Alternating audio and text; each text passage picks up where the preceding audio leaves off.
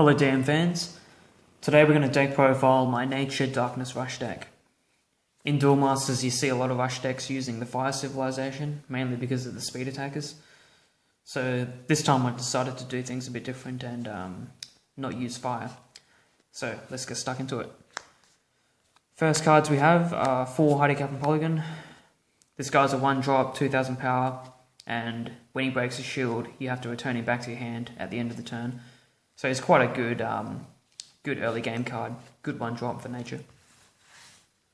The next card is for Sniper Mosquito. This guy here is also a 1-drop, 2000 power, but whenever he attacks you have to return a card from your mana zone back to your hand. So he's not as good early game, but if you can get past those early turns, his ability can become quite useful because you can start cycling through the cards in your mana zone. The next card, of course, is for Quixotic Swan Snout. This guy's just the nature beat stick, 4000 power the majority of the time, and yeah, it's good stuff. Gets over a lot of blockers. The next card is for Essence Elf. This guy here makes all your spells cost 1 less, so we use him mainly to use Snake Attack earlier, and the other spells in the deck as well. So yeah, Essence Elf is quite good.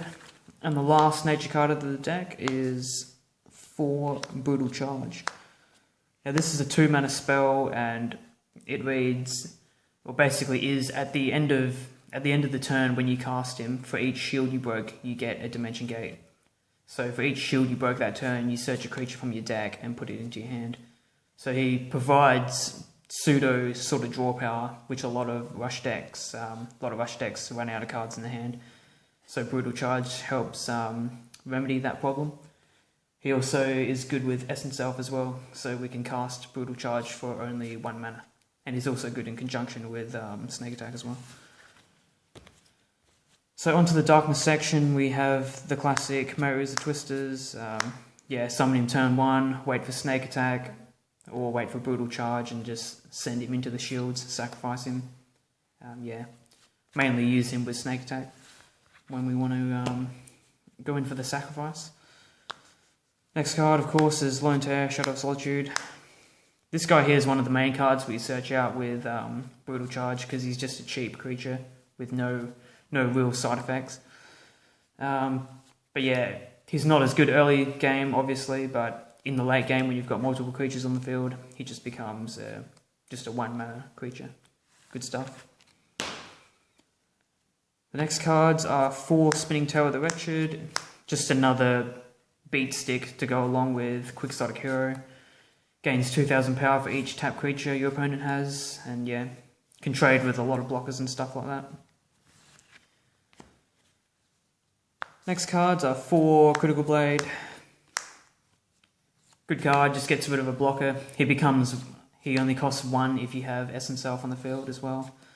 So he could become a pseudo Comet Missile. So yeah, he's just there to get rid of blockers. And the last cards of the deck are the 4 Snake Attacks. 4 mana, turns everything into Double Breaker till the end of the turn. And yeah, we can get him off even earlier, of course, with the Essence Elf.